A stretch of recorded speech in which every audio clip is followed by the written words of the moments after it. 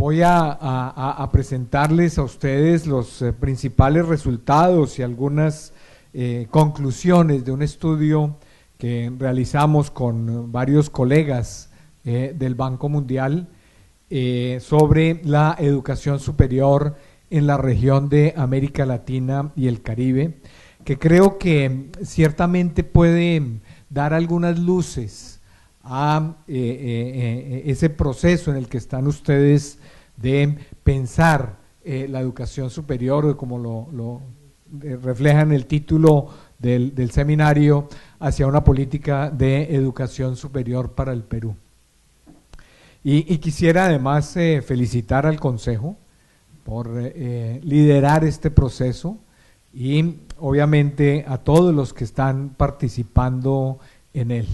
Porque como el nombre de la presentación y el nombre del estudio lo indica, realmente la educación superior en América Latina y el Caribe está en un momento decisivo, un momento en el que todos los países, porque no podemos realmente exceptuar ninguno, están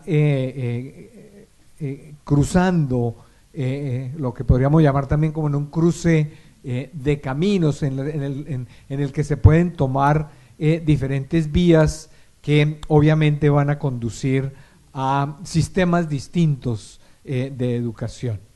Y el hacerlo como lo están haciendo ustedes aquí, como realmente un proceso participativo, un proceso en el cual estarán escuchando la opinión de muchos, creemos que es la mejor forma de llegar a él. Así que pues unas felicitaciones a ustedes por ello. Ahora, ¿por qué decimos que es tan importante la educación superior? Y es porque realmente la educación superior juega un doble papel que es fundamental. Por un lado, en el tema de equidad, que obviamente en nuestros países de América Latina y el Caribe es fundamental, porque en general somos países más bien inequitativos. Y la educación en general, pero la educación superior en particular, es uno de los mejores instrumentos para mejorar la equidad, para luchar contra la inequidad. ¿Por qué? Porque obviamente abre oportunidades para todos. Un joven o una joven que logre acceder y graduarse de la educación superior, realmente en la probabilidad de que salga de niveles de pobreza, no solo ella y su familia, es realmente muy alta. Y por lo tanto es asimismo un gran instrumento de movilidad social. Por el otro lado, es asimismo un instrumento muy importante para mejorar la competitividad y productividad de los países. ¿Por qué? Pues porque obviamente a través de la educación superior, por un lado se forman los profesionales, las personas que realmente van en el futuro cercano a manejar el país, manejar su sector productivo, y por otro, con un papel que no es menor, especialmente para las universidades, pero no solamente para las universidades, sino también para los institutos, pues genera conocimiento, tecnología e innovación que los diferentes sectores productivos y sociales pues pueden realmente utilizar en su propio desarrollo. Por lo tanto, decimos que la educación superior es un gran instrumento para el crecimiento económico y al mismo tiempo el desarrollo con equidad social. Por lo tanto, el repensar realmente la educación superior es fundamental. Y además porque ha habido un cambio de contexto muy importante en la educación superior en los últimos años. Estamos hoy en día, y esto no es solamente una frase de cajón, sino una realidad, en una sociedad del conocimiento, en el cual la generación de conocimiento e innovación es el mayor motor de desarrollo y generador de riqueza. Lo ve uno con ejemplos claros en países en donde pues realmente sus riquezas naturales son muy pocas y hoy en día pues realmente juegan papeles muy importantes en todo el entorno mundial. Y por otro lado, países con grandes riquezas y recursos naturales que si no vienen acompañados de generación de conocimiento e innovación, pues realmente se mantienen en bajos niveles de desarrollo. Por otro lado, ha habido un proceso muy importante de globalización, es decir, de aumento en el flujo de personas y servicios. La misma educación superior ha visto ello a través de oferta transnacional o de movimiento de personas. Y obviamente cada día más con el desarrollo de todas las tecnologías de información y comunicación, ese flujo de servicios pues ni siquiera requiere del flujo de personas y pues se hace, digamos, a través de las vías de las redes de comunicación. Y asimismo unos profundos cambios en el mercado laboral. Hace muchos años, digamos 30 años o 40 quizás, cuando algunos de nosotros los mayores que estamos aquí nos estábamos graduando de la universidad o antes de ello, realmente la formación de una persona a nivel universitario casi que garantizaba un trabajo para toda su vida y probablemente se mantendría en el mismo sector y podría ser hasta en la misma empresa durante muchos años. Hoy en día realmente los mercados laborales son muchísimo más dinámicos. Hay la probabilidad de que un profesional que se gradúe hoy trabaje en sectores que ni siquiera hoy existen y adicionalmente pues que realmente se mueva no solo de empresa, de empleador, sino también se mueva de sector. Todos estos realmente cambios le han venido exigiendo a los sectores de educación superior el que se repiense y que tenga en cuenta realmente aspectos como los siguientes. Primero, que un sistema de educación superior, digamos que uno de sus papeles principales es maximizar el potencial de los estudiantes, ¿cierto? Y esto realmente es un punto muy importante. ¿Por qué? Porque hoy en día los estudiantes son muchísimo más heterogéneos en muchos sentidos a lo que eran antes. Es decir, ¿y qué queremos decir con maximizar su potencial? Pues dado sus talentos, hay una diversidad, obviamente, de talentos en los jóvenes, hay diversidad de intereses, hay diversidad de motivaciones y hay diversidad de preparación académica. Por lo tanto, el sistema, un buen sistema de educación superior, debe reconocer y responder a ello, ¿cierto? Es decir, no todas las instituciones y los programas de educación superior deben ser para formar doctorados, por decir algo, para la investigación. Debe haber una oferta variada que responda a esos talentos, intereses, motivaciones y aún preparación académica. Porque obviamente con el crecimiento que ha venido teniendo la educación básica en la región, en el Perú y en el mundo, hay una gran demanda de jóvenes que quizás no tienen la mejor preparación básica, pero que quieren y ojalá, como lo decía la congresista, pues tengan el acceso a la educación superior. Por lo tanto, la misma educación superior debe responder a ello, ya sea a través de cursos de nivelación, propedéuticos, etcétera. Por eso, un buen sistema de educación debe ofrecer 3 aspectos que son en los que se centra el estudio y la presentación de hoy. Por un lado, diversidad, y diversidad en el sentido de variedad en la oferta, variedad en cuanto a temas, a sectores, a áreas del conocimiento, variedad también en cuanto al tema de niveles de formación.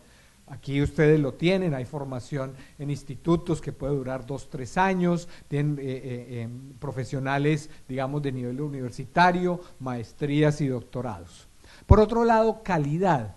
Es decir, no puede haber un sistema de educación superior que no garantice unos niveles de calidad a los estudiantes que ingresen a esos programas. Y por otro lado, equidad, ¿cierto? Es decir, y sobre todo, y lo vamos a desarrollar un poco más en la presentación, el acceso y la graduación no debe depender del nivel socioeconómico de la familia de un estudiante, ¿cierto? Sino debe depender es de esos aspectos que pusimos al principio, de los talentos, intereses, motivaciones y preparación académica del estudiante. Entonces vamos a trabajar en estos tres temas. Diversidad, dije ya, teniendo en cuenta que no todos los estudiantes son iguales, que la economía necesita distintos tipos de habilidades, distintos tipos de personas formadas con diferentes, no solamente tipos de competencias, sino de nivel de desarrollo de competencias. También la congresista lo planteaba en sus palabras de introducción.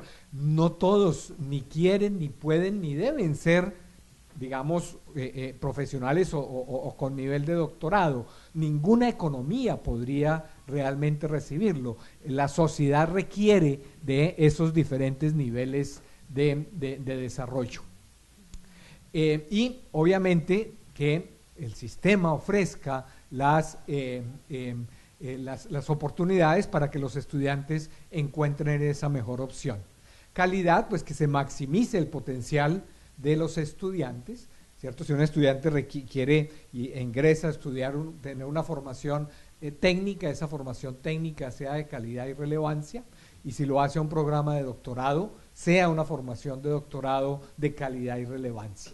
Y por otro lado, lo que mencionaba de equidad, que es proveer las mismas oportunidades a todos los estudiantes, independiente de la situación financiera de él y su familia.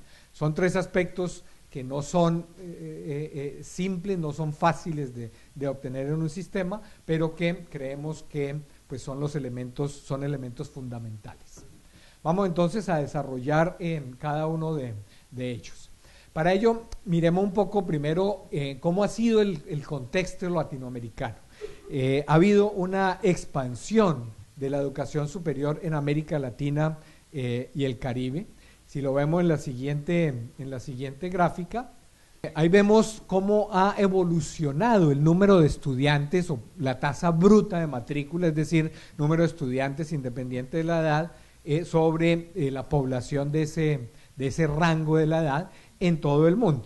Y vemos que realmente en todas las regiones, aquí tenemos por año, en 2000, 2005 y 2010 en azul, vemos que realmente América Latina realmente es la región que como región ha tenido mayor crecimiento.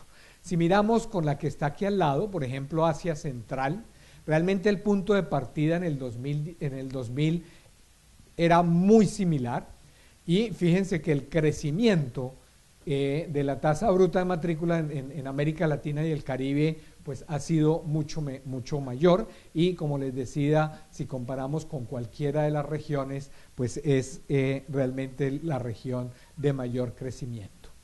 Ha sido una expansión, como digo, muy grande, pero adicionalmente muy rápida. Hoy hay 9 millones de estudiantes adicionales en el sistema, 9 millones, principalmente explicada por, obviamente, un aumento en el número de estudiantes que terminan la educación o la escuela secundaria, la educación media y la educación básica.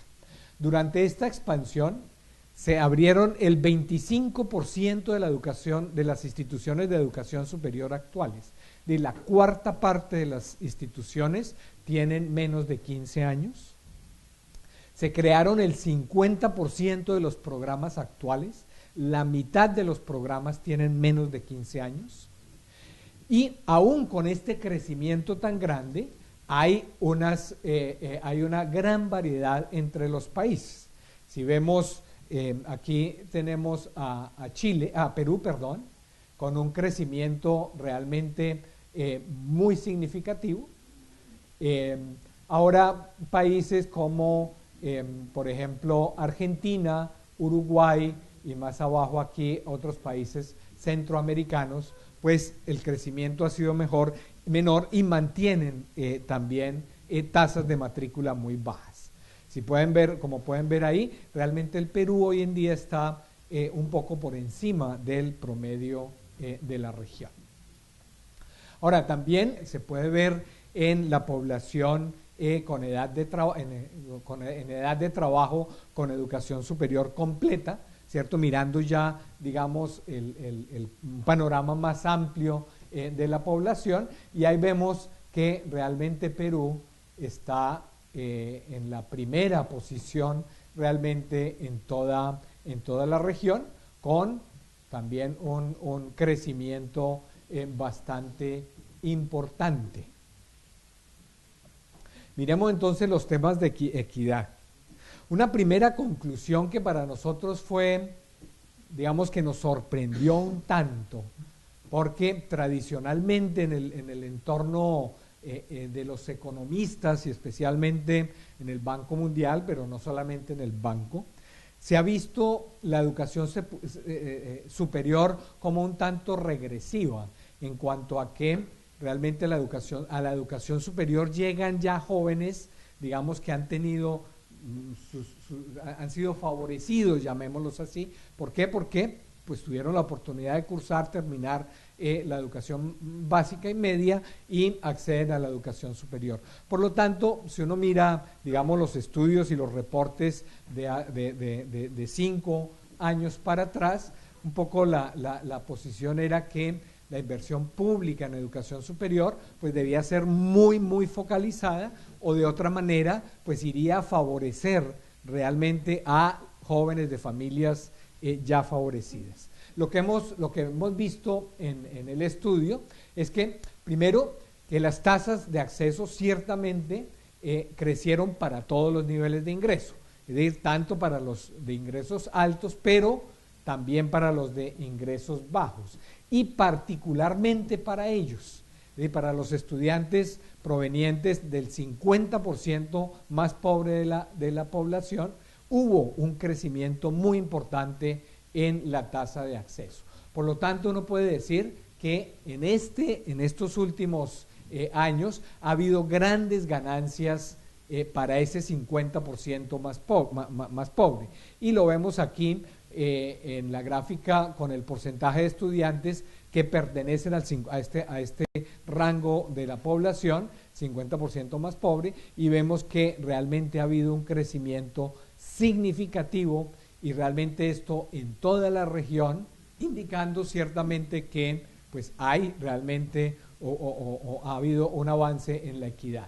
Y eso lo vemos, digamos, lo que ha generado más bien es que en el sistema hay lo que llamamos un estudiante nuevo, un estudiante que probablemente proviene de una familia en donde él es el primero en acceder a la educación superior, que viene de una familia menos favorecida económicamente, y que muy probablemente tiene una preparación académica más baja.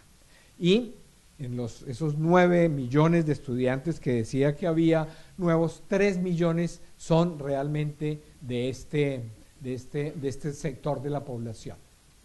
Aún con estos avances, el acceso a la educación superior es todavía desigual. ¿Por qué? Pues porque ese 50% más pobre no representa sino el 25% de los estudiantes. Aún así, hemos calculado en el estudio un coeficiente de Gini del acceso a la educación superior, y lo que vemos pues refleja lo que había mencionado, que es positivo, y es que en todos los casos, o en la mayoría, a excepción de Guatemala, en todos los casos estudiados, realmente ese coeficiente de Gini ha bajado, y pues lo que eso refleja es que ha disminuido la inequidad o ha aumentado la equidad en el acceso a la educación superior, y esto pues ha contribuido en general a la equidad. Pero de nuevo el problema pues no está resuelto, hay una gran variación todavía en esa equidad en la región, y pues no todos los países han crecido de la misma forma. Ahí mostramos en esa gráfica el acceso de estudiantes de quintil, del quintil más alto y estudiantes del quintil más bajo, y vemos que todavía pues hay grandes diferencias en la variación. Miremos ahora el tema de diversidad, y de nuevo explico un poco que diversidad nos referimos a la variedad en la oferta. Y para ello miremos primero la participación en la matrícula por el tipo de institución. En instituciones privadas y contra instituciones públicas, pues ahí mostramos las instituciones privadas, que ha aumentado de 37 a cerca de 46% la participación. Esto, digamos que indica un poco variedad en cuanto al tipo de institución, pero también de instituciones no universitarias y programas no universitarios, que ha aumentado también la participación en los últimos 13 años, y esto pues digamos que en parte favorece a la diversidad. Ahora, en cuanto a las áreas del conocimiento, no tanto, realmente ha aumentado esa variedad. Si vemos, por ejemplo, en ciencias, todavía América Latina y el Caribe pues tiene un porcentaje de poco menos del 5% de la matrícula total, si comparamos con Estados Unidos, que está cercana al 10%, o el Reino Unido, que supera el 15%. En ingeniería no estamos tan mal. En América Latina cerca del 12% de los estudiantes están en programas de ingeniería, industria y construcción, por encima de países como Estados Unidos y Reino Unido, pero por debajo de algunos países comparables, sobre todo países del sureste asiático. Si miramos ahora más las ciencias humanas y ciencias sociales, vemos algo distinto, ¿cierto? En educación, por ejemplo, el número de estudiantes en programas de educación en América Latina es el más alto con los que comparamos, realmente está acá cercano al 20%.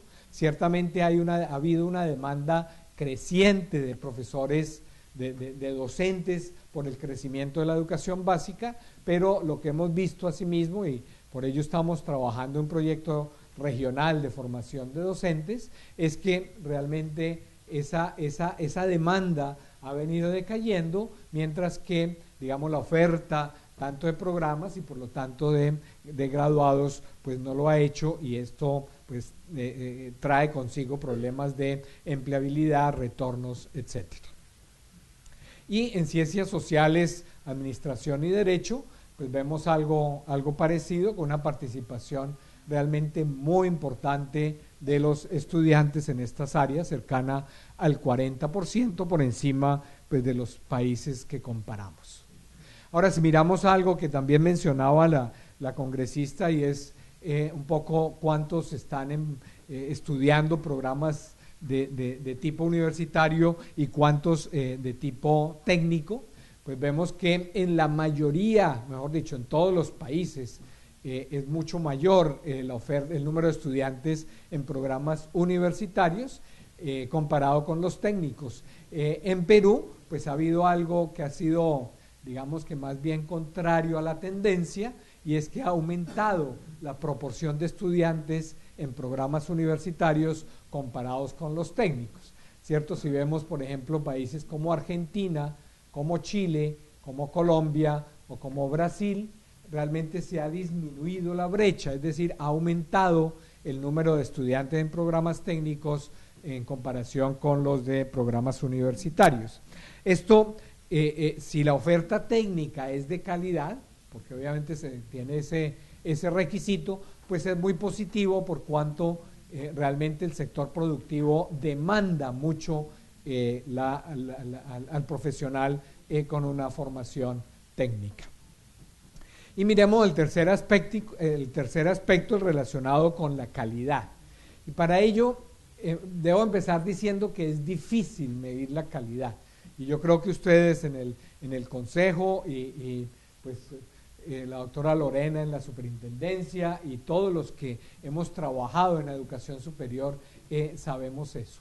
Primero, porque no hay un consenso sobre los resultados esperados, ¿cierto? Realmente, ¿qué es lo que se espera de un programa de calidad? Uno diría profesionales graduados con, digamos, idoneidad y que respondan a las necesidades.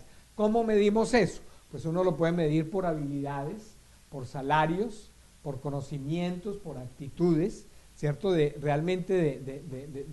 podría de algunas maneras, pero la mayoría de ellos pues no son fácilmente medibles, ¿cierto? Y aún algunos que son, hay un problema, digamos, de atribución, ¿cierto? Si un joven, por ejemplo, adquirió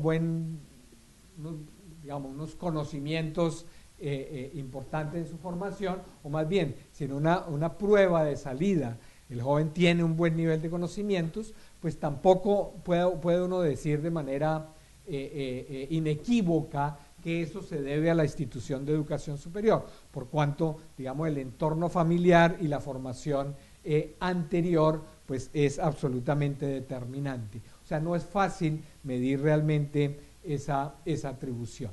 ¿Qué sería lo ideal? Sería realmente medir lo que ha venido a llamarse el valor agregado en las instituciones, ¿cierto? Es decir, tener una medida de, ojalá varias de estas cosas, habilidades, conocimientos y quizás también actitudes en el momento de entrada a la institución, al programa, y luego en la salida. Pero realmente los datos son limitados. En la región realmente hay 3 países que han avanzado algo en esto, que son México, Brasil y Colombia. El Perú pues ha venido dando asimismo sus pasos en este sentido, pero pues ahí hay realmente mucho que hacer. Por lo tanto, en el estudio por lo menos, pues tratamos de examinar algunos resultados, o lo que uno podría llamar resultados del proceso, que tienen que ver con tasas de graduación y retornos privados. No entramos a analizar el tema de valor agregado por que aún en esos 3 países de México, Colombia y Brasil, la información pues es todavía muy limitada. Miremos, por ejemplo, las tasas de graduación, ¿cierto? Entre los individuos de entre 25 y 29 años que en algún momento comenzaron la educación superior y realmente que al final pues se graduaron, es decir, que hoy tienen una titulación. Vemos que realmente en Perú pues la tasa es bastante alta, o sea, tiene una de las tasas de graduación más altas de la región, al lado de México, mientras que pues otros países que tienen digamos, por ejemplo, acceso masivo, etcétera, pues tienden a tener tasas de deserción mucho más bajos.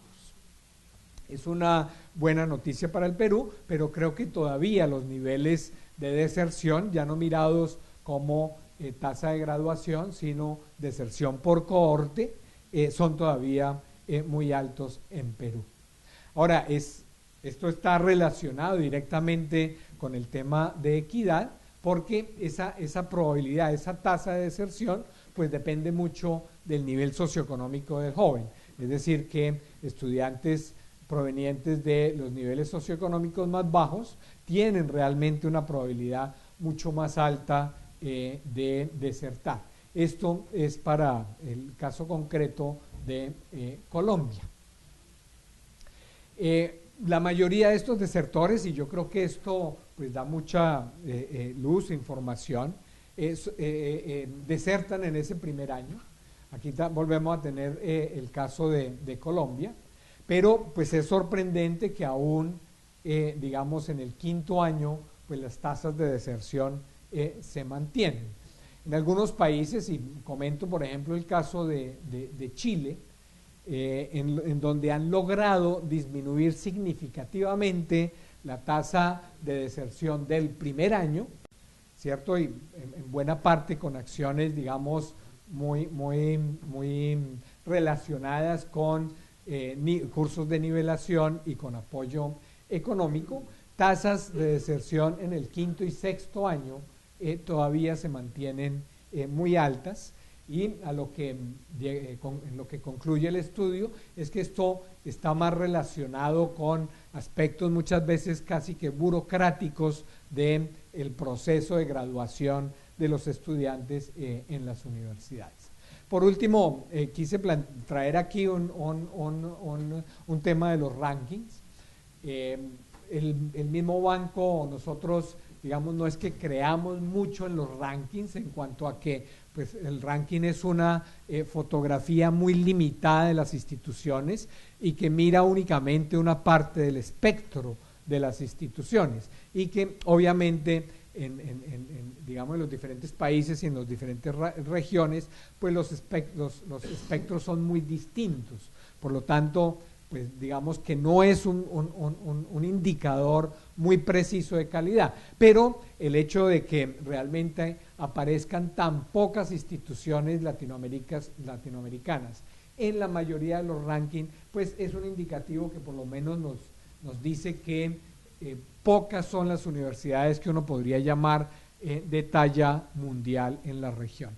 En el estudio, y para aquellos de ustedes que les interesa el tema de los rankings, hacemos un análisis más detallado, ¿cierto? Tratamos de ver porcentualmente cuántas instituciones están en esos rankings, ¿cierto? Cuánto de la matrícula de un país están en instituciones que aparecen en esos diferentes rankings internacionales. Pero de nuevo, pues es un tema más, digamos que tangencial que otra cosa. Ahora, del lado positivo y muy relacionado también con el tema de equidad, les decía que mirábamos dos temas relacionados con digamos, el producto final de tasas de graduación y los retornos. Y lo que vemos es que el retorno promedio de la educación superior es alto, y es alto realmente en casi todos los países y muy alto en algunos de ellos. Aquí vemos ese retorno, ¿cierto? Son los retornos minserianos de la educación superior completa comparados con solo tener la educación secundaria. Y vemos que realmente en todos los países un porcentaje importante de incremento en el retorno, desde el 40% en Argentina hasta el 165% en Colombia. Es muy heterogéneo, es muy variado, pero no solamente es variado por país, sino que si hacemos un detalle mucho más desagregado de esos retornos, pues vemos realmente cosas importantes. Voy a traer unas pocas aquí. Si miramos, digamos, toda la parte del costo, precio de matrícula más salarios no percibidos, y lo comparamos con el ingreso a lo largo de la vida, lo que vemos realmente, digamos, calculamos la diferencia, lo que nos muestra es ese retorno neto. Entonces, miremoslo, el retorno neto. Esto es para el caso de Chile. Lo que vemos es que el promedio, como estaba en la gráfica anterior, del retorno es el 80% por encima el de un graduado de educación superior con respecto a uno de educación media. Pero si lo miramos en los diferentes tipos de instituciones, pues hay unas variaciones grandes. El azul es de universitarios, el verde es lo que se llaman en Chile los institutos profesionales, que son programas de 4 años, y el rojo son de centros de formación técnica, que son programas de 2 años. Algo interesante es que los de formación técnica tienen un retorno superior a los de formación, graduados de institutos profesionales en carreras más largas. Ahora, esto lo podemos ver ahora por sector, ¿cierto? Y vemos, por ejemplo, que para ingeniería y tecnología, ese incremento en el salario, en el retorno, es del 125%. En temas como agricultura, por ejemplo, es del 52%, mientras que en las ciencias humanas es únicamente del 4%, ¿cierto? Es decir, hay una variedad realmente muy grande entre los diferentes sectores, desde el 125 en ingeniería al 4 en las ciencias humanas.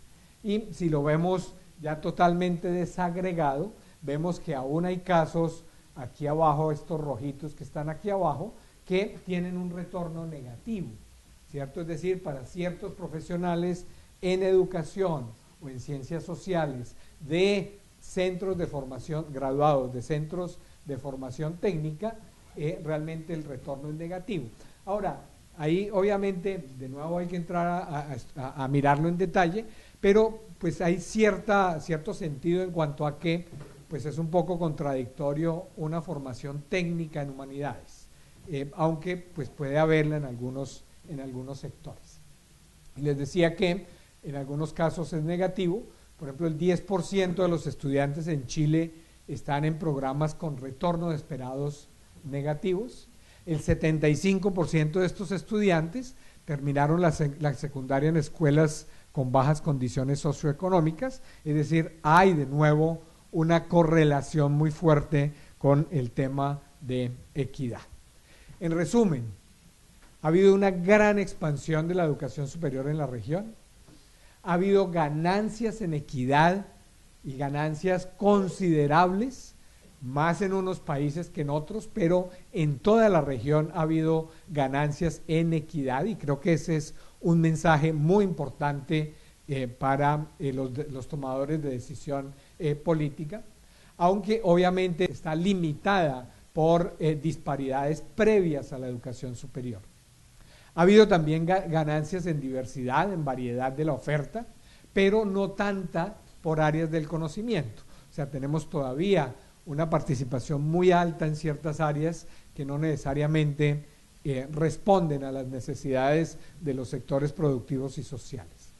Y todavía la calidad, especialmente el poder medir la calidad con base en los resultados, es un desafío, y especialmente para ese estudiante nuevo, si veíamos los mayores problemas de deserción y de bajos retornos, son para ese tipo de estudiantes.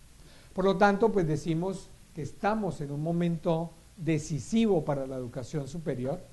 La región toda busca mejorar la equidad, mejorar el desarrollo de las competencias y habilidades de su juventud, aumentar la productividad y obviamente que haya una prosperidad compartida. El contexto pues ha cambiado enormemente, tenemos tasas de crecimiento mucho más bajos en estos años que en los últimos 10 o 15 años. Hay restricciones fiscales y yo creo que aquellos de ustedes que trabajan en universidades del Estado pues las sienten aún más, pero aún también los que están en instituciones privadas. Pero la región realmente necesita formar un capital humano de manera rápida y eficiente. Y aquí quisiera solamente hacer una comparación muy rápida. África obviamente está en niveles de desarrollo mucho más bajos, pero tiene tasas de crecimiento que triplican las tasas de crecimiento de América Latina y obviamente está trabajando asimismo en todos estos temas. Por lo tanto, pues es momento de tomar decisiones importantes con efectos duraderos y que obviamente van más allá, y este es un aspecto muy importante, que digamos que la educación superior depende de muchos aspectos externos a ella e impacta muchos aspectos externos a ella. Algunos principios útiles o que salen del estudio. Por un lado, información. Generar y diseminar información es absolutamente determinante, tanto para los tomadores de decisión como para, digamos, los mismos estudiantes, sus familias y el sector productivo, a nivel de instituciones y programas. Necesaria para los estudiantes y sus familias, para la supervisión de las instituciones. En muchos países realmente el nivel de aseguramiento de calidad es bajo y en buena parte está muy limitado por el acceso a la información. Países como ustedes, como Chile y como Colombia, han dado pasos muy importantes en la consolidación de los sistemas de información. Un segundo aspecto es el de incentivos, poner los incentivos que corresponden y que ayudan a mover el sistema. Incentivos a las instituciones y a los estudiantes. A las instituciones para incrementar la diversidad, incrementar la calidad, internalizar los resultados de los estudiantes, conectarlos con el mercado laboral, ser mucho más relevantes, revisar los programas en cuanto a contenido, duración y relevancia, y trabajar mucho más con estos estudiantes nuevos que requieren mucha mayor atención que el estado tradicional. El que haya un financiamiento por parte del Estado que provea incentivos poderosos. Realmente el financiamiento es un instrumento muy poderoso para que un Estado, digamos, envíe los incentivos correctos a las instituciones. Y a los estudiantes, vimos que hay tasas de deserción todavía en los cuarto y quinto año, de mayor incentivos para graduarse y para graduarse a tiempo, que haya una mayor capacidad de elegir entre instituciones y programas, ¿cierto? Sea público, sea privado, sea formación técnica o sea educación universitaria, que haya medios financieros para elegir.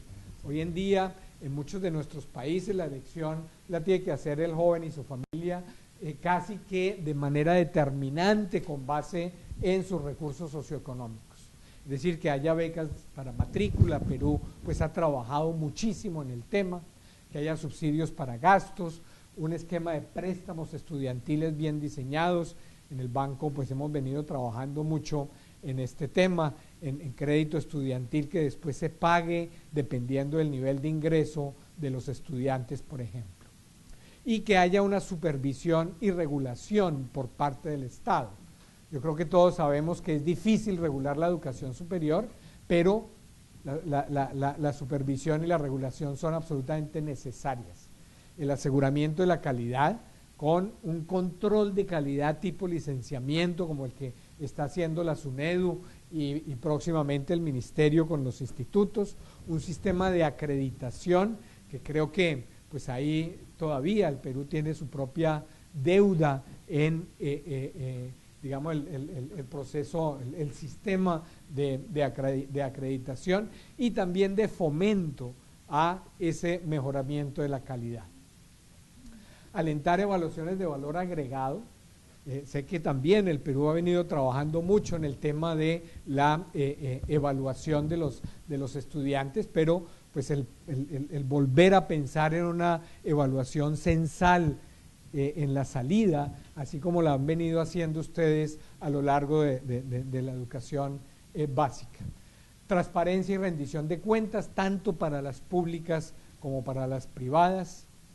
Y obviamente, como decía, pues mucha atención a estos estudiantes nuevos que provienen de familias con muy poca experiencia y conocimiento de la educación superior. Por lo tanto, pues lo que decimos es que hay que mirar de cerca y hay que mirar de lejos. Mirar de cerca en el diseño y duración de programas, en el análisis de los resultados. Mirar de lejos en cuanto a que, como decía hace un momento, pues realmente la educación superior es un subsistema de un sistema educativo y obviamente el sistema educativo pues es un componente, una parte de todo un sistema social que depende e impacta el mercado laboral y que obviamente depende e impacta la economía en general. Pero ciertamente la educación superior puede hacer a los individuos mucho más productivos, pero fricciones en la economía puede hacerlos menos productivos. Es decir, la educación superior, digamos, es un elemento sin que sea y que depende, digamos, de muchos otros. Por lo tanto, pues para lograr su propósito, la educación superior como sistema tiene que mejorar, pero asimismo necesita un entorno favorable para ella y para sus graduados. Con esto pues yo terminaría y les agradezco realmente a todos la atención. En este vínculo encuentran ustedes el estudio y pues obviamente es de total libre acceso para quien quiera bajarlo desde la red. Muchas gracias.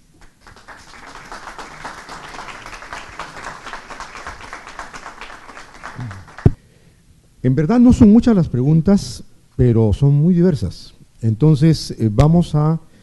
hay dos que son más bien aportes que preguntas.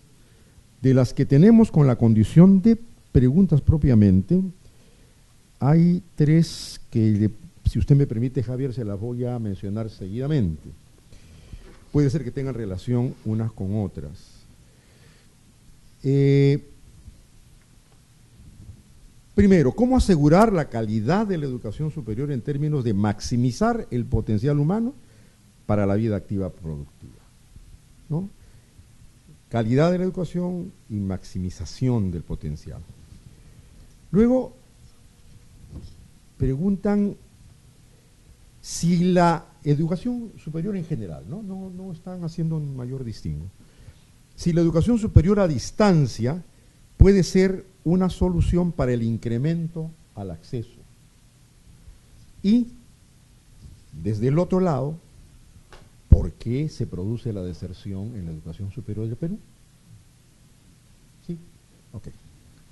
Bueno, pues 3 preguntas pues bien importantes y bien amplias. La primera, yo creo que precisamente ese ha sido, llamémoslo así, como el núcleo, el mayor motivador del estudio, ¿cierto? Es cómo lograr que un sistema de educación superior maximice el potencial de los estudiantes, ¿cierto? Y de nuevo, lo que esto quiere decir es que el sistema tenga una oferta de nivel de calidad, y de nuevo es un tanto circular esto, pero calidad en cuanto a que responda a esas necesidades, pero que al mismo tiempo responda a las demandas del sector productivo. Porque realmente uno lo que ve en la educación superior es que la demanda de educación superior tiene dos componentes que no siempre se alinean, ¿cierto? Por un lado está la demanda de los estudiantes, ¿cierto? Lo que los estudiantes quieren estudiar, que muchas veces pues es, digamos, una demanda desinformada, y por otro lado la demanda de profesionales del sector productivo.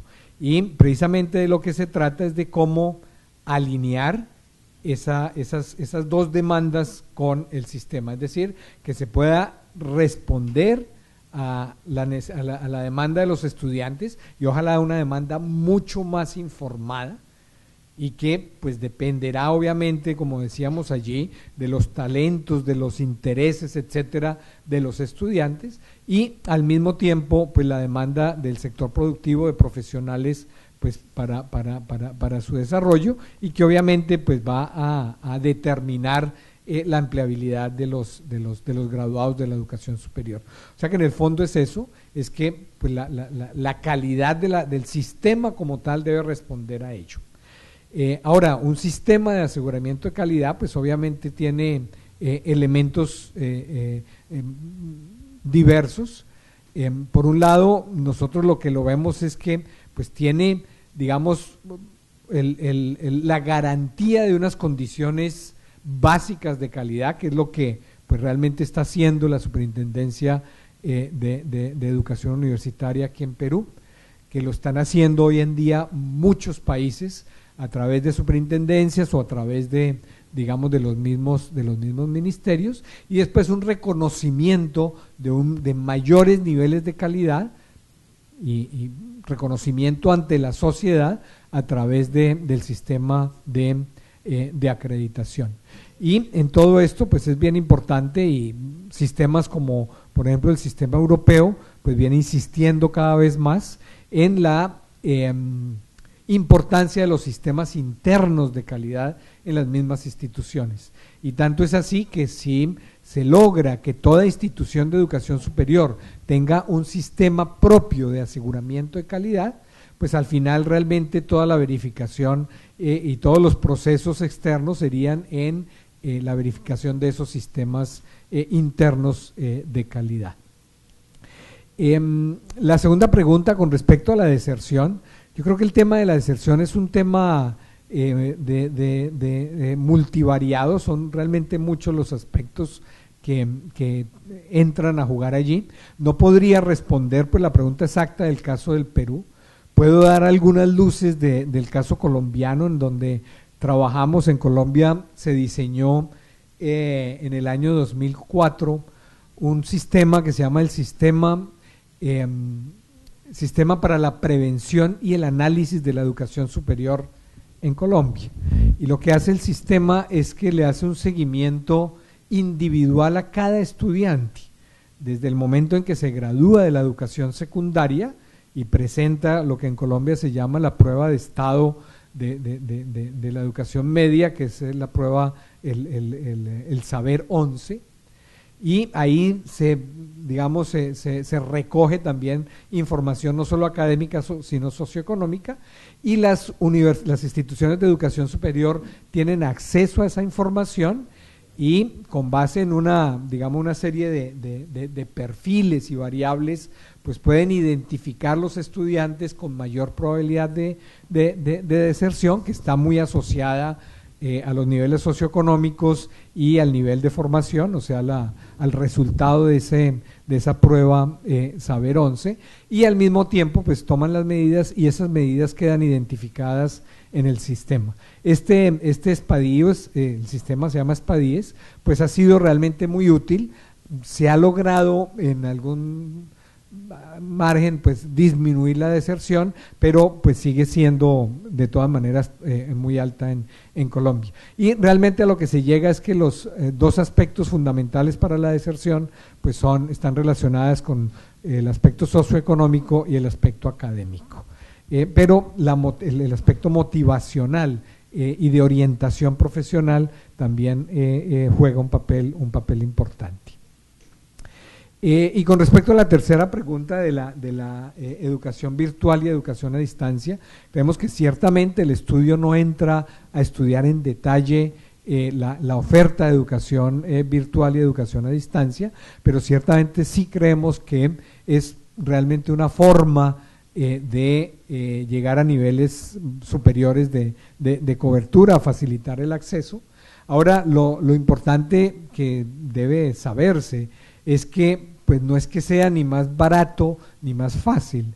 Realmente un buen programa a distancia virtual es costoso diseñarlo y es costoso también mantenerlo, pero también lo que creemos es que cursando un programa de educación virtual, pues hay competencias que son más difíciles de desarrollar en uno presencial. Es decir, por ejemplo, la autonomía, la responsabilidad, es decir, en un programa virtual el estudiante casi que es absolutamente responsable de su propio avance en el programa. Los programas presenciales, pues digamos, se va a clase, hay un mayor acompañamiento, etcétera. Pero pues ciertamente creemos que sí es una forma perfectamente válida, si se hace bien, de mejorar el acceso y la graduación en la educación superior.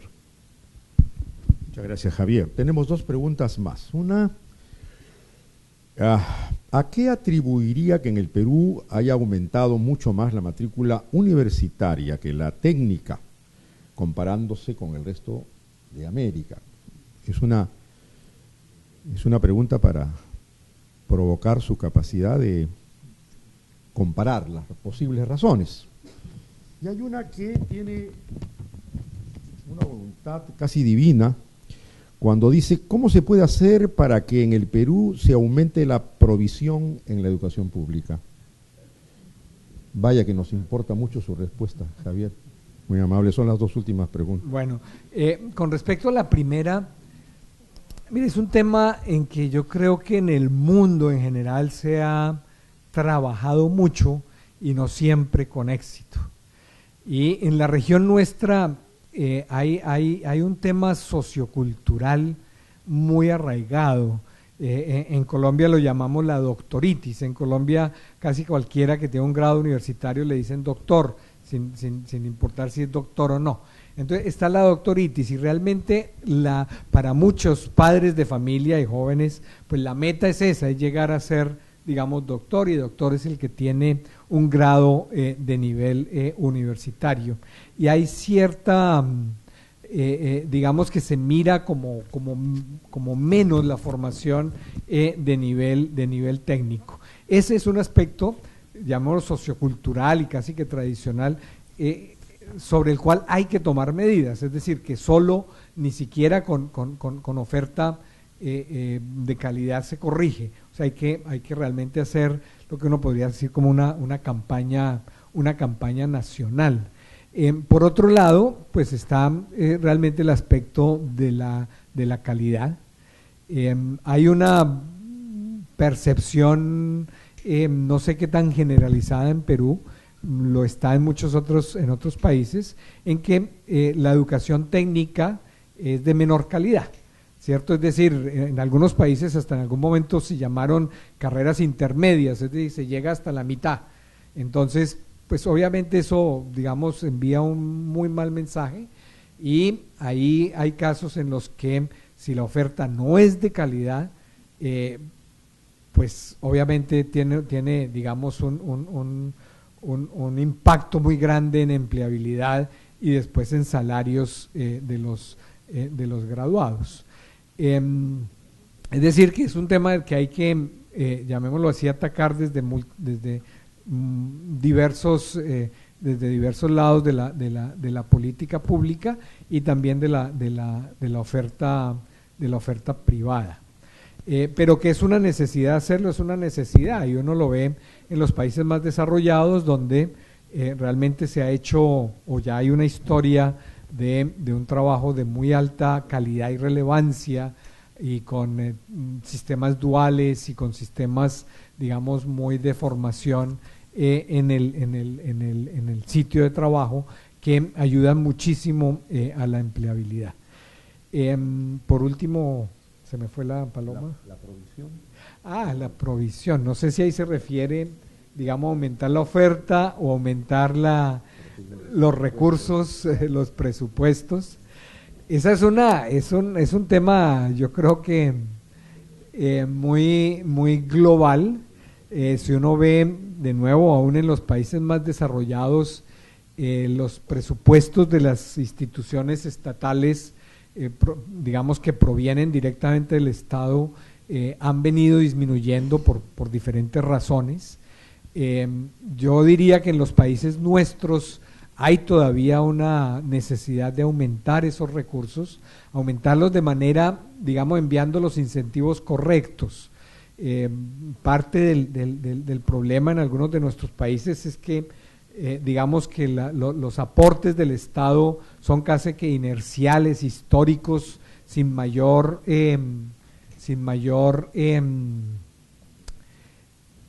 digamos que asociación a resultados o a medidas. Entonces, programas, digamos, que responden mucho más a eso, a contratos, digamos, por desempeño, a procesos más competitivos, pues ayudan realmente a que pues pueda haber mayor recursos, pero pues que esos recursos asimismo sean bien utilizados. Pero ciertamente consideramos que la inversión pública en educación superior es absolutamente importante, relevante. En la región sigue siendo todavía baja comparado con otras regiones, pero asimismo pues creemos que la inversión privada y la participación privada es también fundamental, ayuda a la competitividad, a la competencia entre las mismas instituciones. O sea, más recursos yo creo que son necesarios, y los recursos pues que vengan del privado, vengan del Estado, con tal de que realmente se usen bien, es lo más importante. Muchas gracias, Javier, muy gentil. Bien, hemos llegado al final de esta primera charla magistral, conferencia magistral a cargo de Javier Botero, sobre el tema de la educación superior,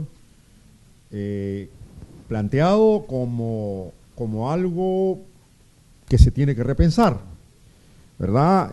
Se tiene que repensar por su importancia social, por el nuevo rol que adquiere la educación superior y muy especialmente la técnica en un mundo cambiante, global, que conocemos como cada día ofrece nuevos retos. Nos ha planteado una comparación sumamente ilustrativa en varios países y también fuera del continente. Nos ha dejado una cosa que a nosotros nos provoca hace mucho tiempo gran preocupación. Nos dice, es difícil medir la calidad. Esa afirmación no deja de ser realmente una provocación que tenemos que asumir. Sí, pues la educación superior está en un momento decisivo, que es lo que ha sellado Javier con su participación, que le agradecemos muy profundamente y lo vamos a aplaudir antes de irnos a esta pausa con la cual nos estamos nivelando en el tiempo.